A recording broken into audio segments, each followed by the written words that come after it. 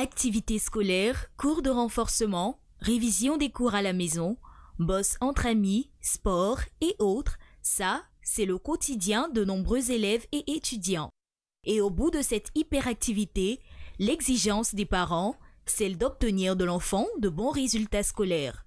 Mais ce n'est pas toujours évident. Le surménage, c'est un peu une sorte d'être embrouillant en fait. Voilà. C'est quelqu'un qui ne sait pas s'organiser, quelqu'un qui n'a pas l'habilité à planifier son programme en fait. C'est lorsque vous êtes en fatigue intellectuelle intense. Donc nous, on essaye de leur inculquer une méthode de travail. Mais ce que nous constatons sur le terrain, voilà, c'est qu'ils s'y prennent souvent très tard. Et donc quand ils abordent les derniers jours de préparation, il y a l'anxiété, il y a la peur. Et donc, comme on l'a dit tantôt, il y a le surménage qui les guette. La vie scolaire peut être source de surmenage. Et avec cette véritable envie de ne pas décevoir les parents, élèves et étudiants y vont de leur méthode de travail. J'étudie jusqu'au petit matin. Je peux commencer de 23h ou des fois à minuit et puis arrêter au plus tard 3h du mat. C'est la meilleure manière d'étudier parce qu'à partir de minuit, le coin est calme, il n'y a pas de bruit, l'esprit est tranquille. Tu peux étudier sans être dérangé. Non, le décapi n'est pas la meilleure manière pour obtenir un examen, vu que le décapi est une manière d'étudier qui ne te reste pas dans la tête définitivement en fait. Ça part d'un moment à l'autre, tu peux oublier rapidement. Non, le décapi n'est pas à conseiller du tout. Il ne faut pas attendre que les cours s'accumulent et puis en 24 heures, 48 heures, se précipiter et vouloir tout apprendre en même temps. En général, ce n'est pas productif. Pour les élèves qui étudient jusqu'au matin, on ne peut pas trop leur conseiller cette méthode. Pour des enfants qui étudient jusqu'à la veille des examens, c'est le signe de candidats qui ne s'y sont pas pris très tôt. Voilà. Sinon, l'examen se prépare dès le premier jour de l'année scolaire. Oui, je suis prête pour mon examen de fin d'année parce que j'ai étudié mes leçons et je me sens prête. Ma stratégie pour réussir à mes examens est la réunion avec mes amis pour mieux évaluer nos lacunes et pour mieux s'entraider. Je ne bosse pas jusqu'à la veille de l'examen parce que je n'ai pas envie d'être surmenée. Rien ne provoque autant la crainte et l'anxiété chez élèves et étudiants qu'un examen. Il est donc important d'acquérir de bonnes méthodes de travail le plus tôt possible durant l'année scolaire. Car, sans une bonne capacité d'apprentissage, difficile d'aller de l'avant. Et surtout, lâcher du lest, se détendre, fermer de temps en temps livres et cahiers pour penser à autre chose. Un bien-être capital pour réussir à coup sûr son examen.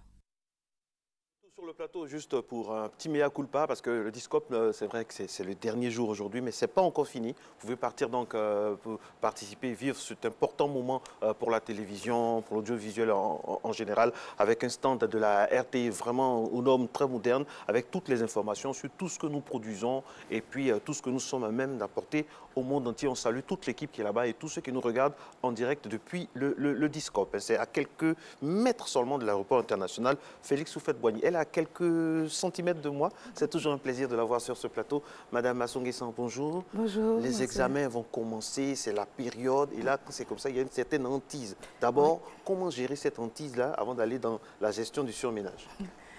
Alors, la hantise, s'il n'y a pas de hantise en termes de peut-être de petites peurs, de petites craintes, d'angoisse, c'est normal.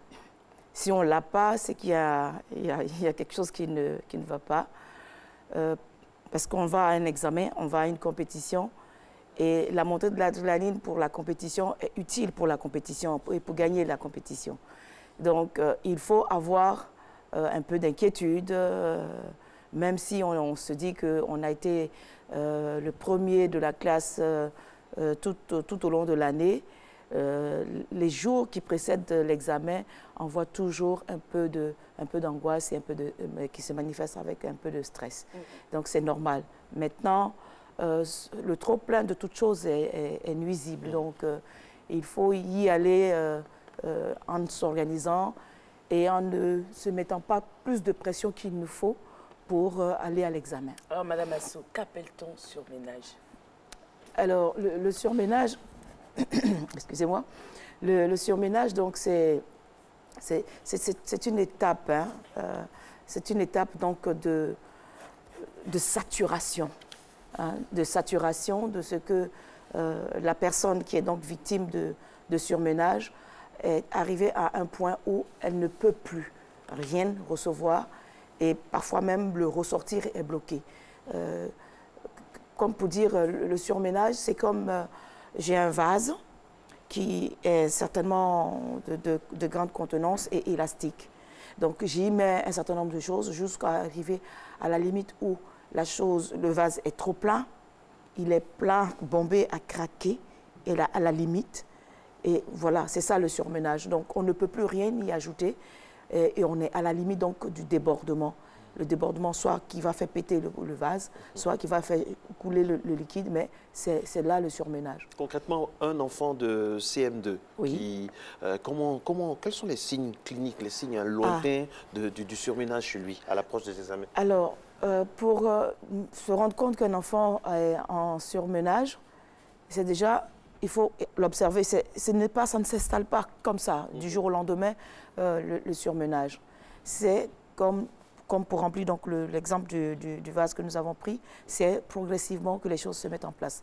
Donc, ça va commencer par des difficultés pour s'endormir, pour trouver le sommeil. Vous allez voir que votre enfant, qui d'habitude peut-être vers 21h commence à somnoler, vous allez le voir qui commence à devenir un peu agité, un peu plus agité. Une certaine hyperactivité va s'installer. L'hyperactivité va s'accompagner de nervosité, d'agressivité et tout cela. L'enfant change dans son comportement et c'est visible, même dans ses propos aussi. Il va commencer peut-être à devenir un peu plus agressif verbalement. C'est déjà l'amorce donc et une grande fatigue qui va s'installer. Vous allez voir, en même temps qu'il veut être, il s'agite pour faire un certain nombre de choses, mais vous allez voir une certaine lourdeur, une certaine pesanteur dans ce qu'il fait. Et c'est déjà, donc, on est dans l'amorce donc, du surménage jusqu'à arriver au point culminant de non-retour où c'est la saturation totale, où l'enfant ne peut plus véritablement rien faire, ni apprendre, ni ressortir quoi que ce soit de ce qu'il a appris. Il peut y avoir des burn-out le jour de l'examen? Ah oui. De burn-out? Ah oui. Ah oui, cela peut arriver. Cela peut arriver la veille, cela peut arriver pendant la composition ou juste après. Parce que, justement, le trop-plein d'énergie ou de stress emmagasiné, il va falloir forcément que ça sorte d'une manière ou d'une autre. Et ça peut sortir donc à n'importe quel moment de la préparation de l'examen. Est-ce qu'il y a une différence entre le stress et le surménage? Alors, le stress, c'est le résultat du surménage. Le stress peut provoquer le surménage. C'est une interaction entre les deux. Le stress est la manifestation, est une réponse de l'organisme à ce que j'ai par rapport à ma peur, à mon angoisse et tout cela. Et le surménage, donc, c'est l'accumulation de ce que j'ai accumulé un certain nombre de choses jusqu'à un certain nombre pour prendre le retour. Donc, l'un entraîne l'autre. D'accord? Le trop grand stress, si vous êtes stressé, vous pouvez entraîner le surménage, comme le surménage peut être donc source de grand stress. Comment réviser, Madame Assou-Nguessan, comment réviser? Alors, quand on est au CM2, quand on est en 3e, quand on est en terminale, est-ce que c'est la même chose? La base est la même ou bien il y a des spécificités? Bon, ce ne sont pas les mêmes examens, donc ce n'est pas le même niveau donc, de résultats qu'on demande aux enfants. Et d'ailleurs, aujourd'hui, aller à l'entrée en 6e pour les anciens, c'est vraiment de l'amusement. Mais pour l'enfant qui va en examen au CEPE aujourd'hui, il a la façon de se préparer, les méthodes de travail, d'apprentissage doivent être adaptées à l'âge de l'individu et à ce qu'on lui demandera de restituer. Donc, si nous sommes au CM2, il ne faut pas attendre. Généralement, l'examen du CM2 porte tout ce qu'on a vu au CM1 et au CM2. Donc, déjà, j'ai 2 ans pour préparer mon entrée en 6e. Et donc, pendant ces 2 ans, j'organise mon temps de travail et mon temps d'apprentissage. C'est véritablement la façon d'apprendre, donc la méthode d'apprentissage qui rentre véritablement en ligne de compte. Je n'attendrai pas donc le dernier mois ou la dernière semaine pour me dire que je vais commencer donc à réapprendre donc mes leçons ou à apprendre. Parce que parfois, les enfants ici prennent véritablement pas tôt et ils attendent la dernière semaine en se disant « je vais tout apprendre maintenant, j'ai une capacité d'apprendre et je vais apprendre maintenant ». C'est ce qu'il ne faut pas faire. C'est pour ça, dans la pédagogie même, dans l'enseignement, la façon dont on donne l'enseignement aux enfants, il y a donc les méthodes d'apprentissage qui sont adaptées à l'âge et au niveau de connaissances qu'ils doivent avoir pour pouvoir restituer à temps et au moment où cela est nécessaire ce qu'on leur a donné d'apprendre tout au long de leur formation. Donc, l'enfant doit... J'ai entendu dans le reportage une toute jeune fille qui dit qu'elle travaille, elle apprend ses leçons à partir de minuit jusqu'à 3 heures du matin. Ça, c'est... Je ne sais pas où sont ses parents. C'est un scandale. Qu'est-ce qui se passe? Parce qu'en disant que c'est plus calme, ce n'est pas vrai. D'abord, l'organisme a un rythme de vie qu'il faut respecter. Le sommeil a un rythme.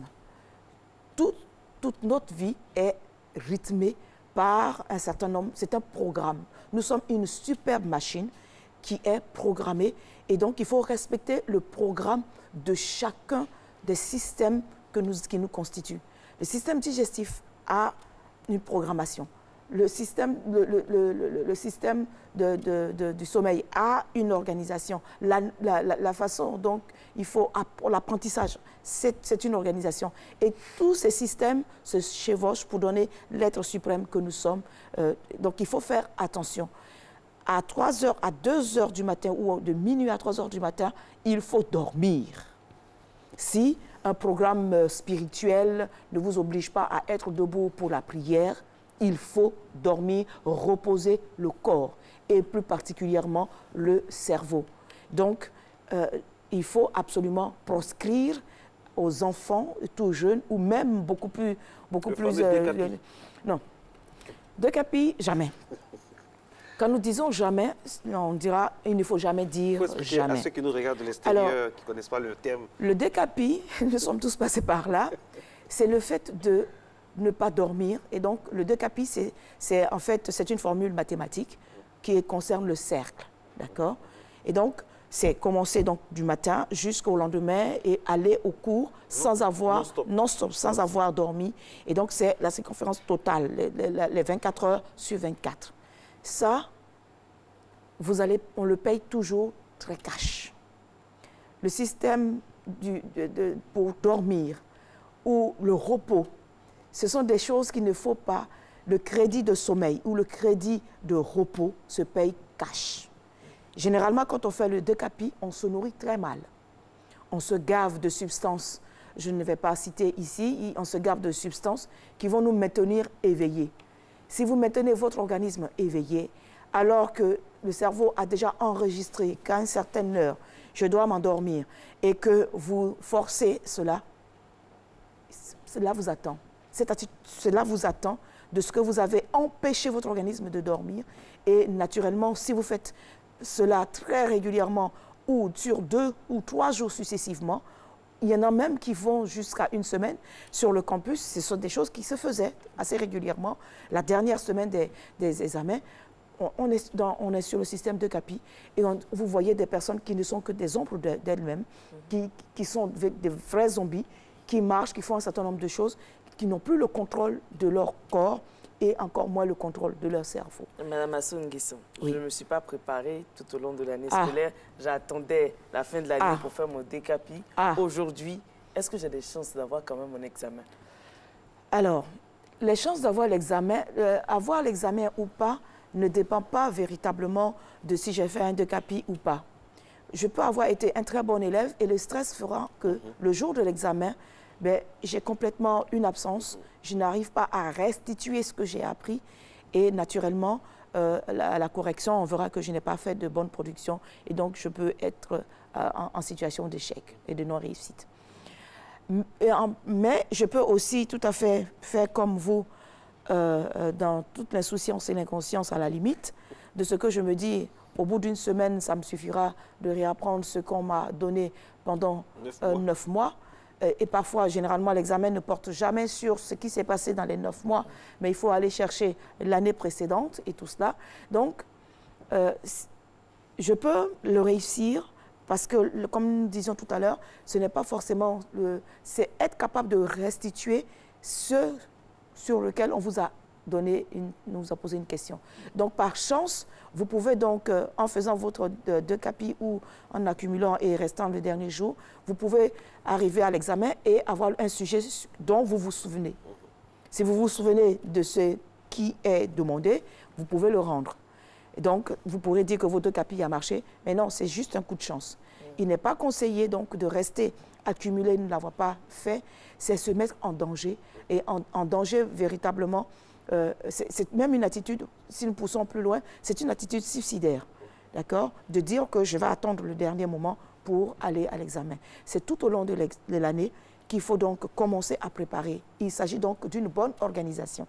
Le surménage n'est pas seulement le fait d'avoir accumulé donc le travail et tout cela, ça possède tout un ensemble de choses. Ça a été de quoi je me suis nourrie tout au long de l'année et surtout à la période où je suis en train d'aller à l'examen. Il y a aussi le sommeil. Il y a le sommeil, de quoi je me suis nourrie. Il y a l'ambiance à la maison, la relation avec les parents. Oui. Il y a des parents qui stressent, qui créent même le surménage parce qu'ils sont arrimés, arc-boutés au rang. Il faut être premier, il faut être premier, il faut être premier. Oui. Et pourtant, dans toute génération, il y a eu des derniers. Cela dit, revenons donc à ce qui nous concerne sur le plateau, pour dire que donc il y a un certain nombre d'éléments qui rentrent donc en ligne de compte du surménage. Donc nous avons cité toutes ces choses-là, mais aussi la méthode d'apprentissage et le lieu d'étude.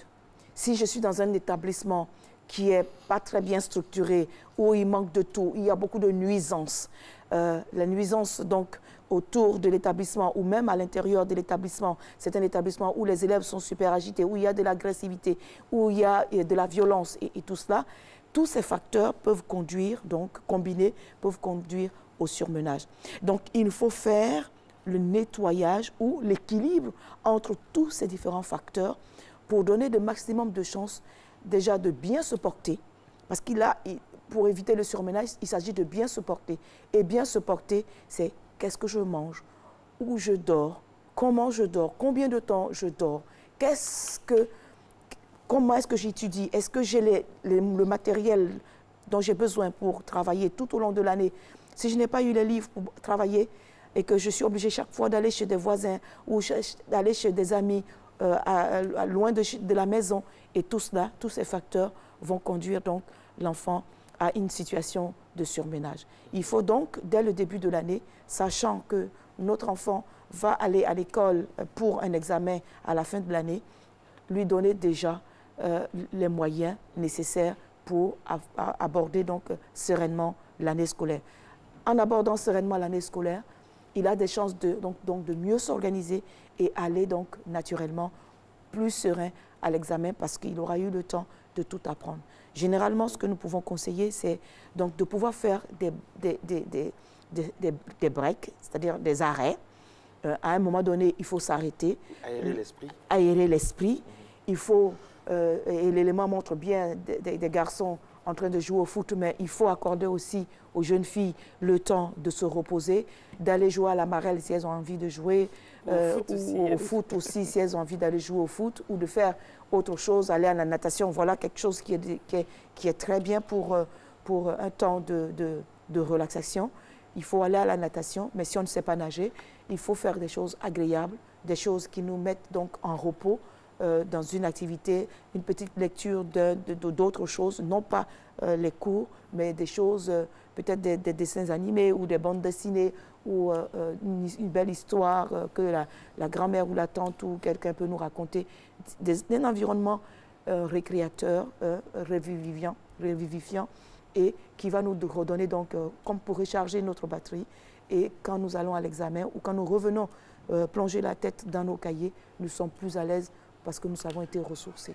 Mais Madame Assou, une question. Ça, c'est le cas, c'est pour éviter le surménage. Oui. Mais quand on est déjà surmené, est-ce qu'on peut rattraper? Alors, quand on est déjà surmené, il faut demander de l'aide automatiquement. Et donc, dans le processus de demander de l'aide, il faut voir des personnes qui ont la qualification pour le faire. Qu'est-ce qu'on peut faire? Il y a la solution médicamenteuse, parce que malheureusement, on est obligé de passer par là. Quand on est en situation de surmenage, le simple fait d'aller dormir ne suffit pas. D'ailleurs, le sommeil ne vient même pas quand on est en état de surmenage. Donc, il faut mettre le corps en sommeil. Et donc, on est obligé d'utiliser cette méthode-là. Maintenant, une fois qu'on a essayé de faire reposer l'organisme, il faut tout l'accompagnement nécessaire. Nous avons cité un certain nombre de conditions pour que l'individu se sente bien, car c'est le bien-être qui est le plus important.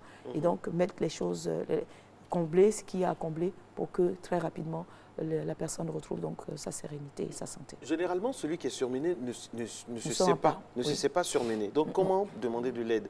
Est-ce que c'est là où il y a l'importance de l'entourage?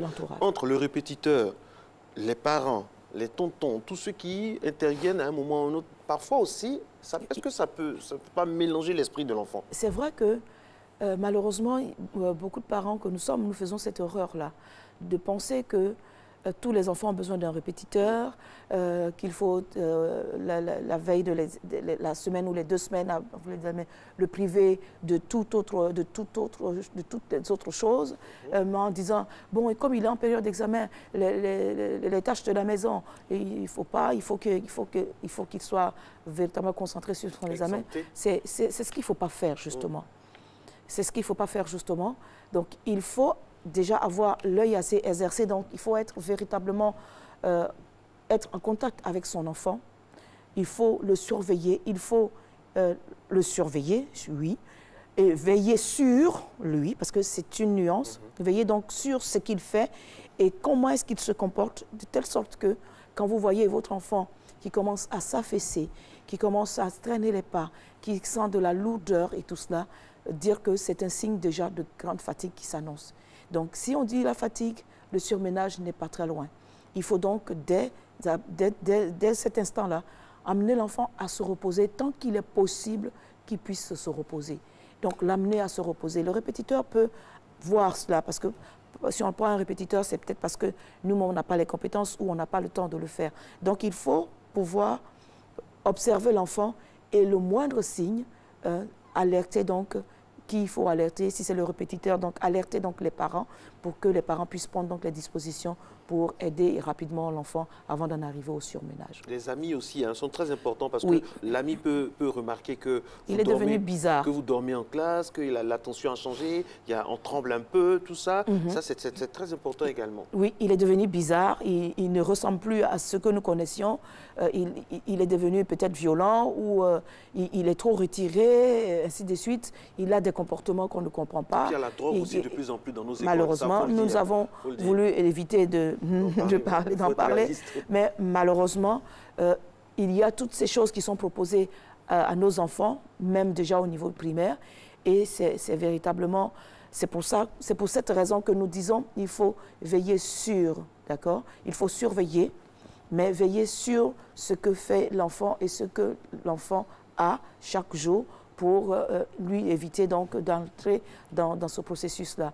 C'est vrai, un ami vous dit, on l'essaie, si vous ne l'essayez pas, ça veut dire que vous êtes une poule mouillée, vous êtes une femmelette, tout ce qu'on peut vous mettre sur le dos comme sobriquet et tout ça, et donc ils vont vous encourager ou vous obliger à faire le pas. Mais véritablement, il faut que les parents aident et soient vigilants dans l'éducation des enfants, parce que malheureusement, l'éducation n'est pas seulement à la maison, mais la rue aussi, même l'école aussi, qui était l'institution respectée dans laquelle on allait acquérir la connaissance et le savoir et la sagesse. Malheureusement, cette institution n'a plus toute sa valeur. Madame Nguessan, un cas concret. Un élève qui a été nul tout au long de l'année. On sait que, comme on dit chez nous en Côte d'Ivoire, c'est un cabri mort entre guillemets. On sait que ça ne va pas aller. Mais quelqu'un qui est dans ces conditions-là, qui sait qu'il n'a pas eu de bonne moyenne, est-ce qu'il peut avoir un sursaut? Est-ce que c'est possible qu'il y ait un sursaut? Et c'est quoi la méthode pour avoir ce sursaut-là? Alors, il n'y a pas de méthode pour avoir un sursaut. Le sursaut vient d'une prise de conscience et d'une décision. D'accord? Alors, je me suis peut-être amusée toute l'année ou peut-être que je ne me suis pas amusée. J'ai travaillé, mais mes résultats ne sont pas ce que j'attendais et ce que attendaient naturellement les parents qui payent les frais. Et puis, il y a un déclic. Et je vais à l'examen, je me rends compte que l'année dernière, ceux qui ont eu l'examen, ils ont fait la fête, ils étaient dans l'euphorie. J'ai vu ce que les parents font quand il y a la réussite à un examen ou même le passage en classe supérieure à la maison pour celui qui est dans cette situation-là. Et moi, tout au long de l'année, j'ai été sur la tangente. Le déclic peut venir de ce que je prends conscience qu'il y a certainement quelque chose qui ne va pas. Donc, je vais voir des amis qui peuvent m'aider à apprendre et à regarder des choses, ne pas me surcharger de ce qui est, je ne saurais pas tout prendre, mais me focaliser sur des choses qui reviennent. Parce que généralement, quand on va à l'examen, il n'y a pas de secret. Les enseignants nous guident, nous conduisent vers les choses qui ont une plus grande probabilité d'être sujet d'examen. Et donc, quand on est un élève très attentif, on sait plus ou moins sur quel chapitre il faut insister parce que l'enseignant, les sujets d'examen sont donnés par les enseignants. Hein. Ça ne vient pas d'ailleurs, ce sont les enseignants sélectionnés qui donnent donc les sujets d'examen. Donc quand un enseignant, généralement, ils insistent sur un programme, sur un contenu et tout cela. Donc il faut être attentif. Et donc dans le sursaut, donc, se souvenir que il y a eu donc des indications qui ont été données dans ce sens. Je vais me consacrer le temps qui reste sur ça pour voir si je peux tirer mon épingle du jeu, comme on dit généralement. C'est ce qu'on appelle un dernier baroud d'honneur. Exactement. Merci beaucoup, Madame Asso Nguessan, pour ces éclairages. On espère que on aura retrouvé écho du côté des parents et aussi des futurs candidats. Et de l'école aussi. Hein. De l'école. Et c'est déjà le 5 juin pour le CEP Marco. Donc, on vous souhaite bonne chance, beaucoup de bonheur, beaucoup de réussite chez vous. Bon courage. Bien sûr, bon courage et restez toujours sur RTI 1. À demain.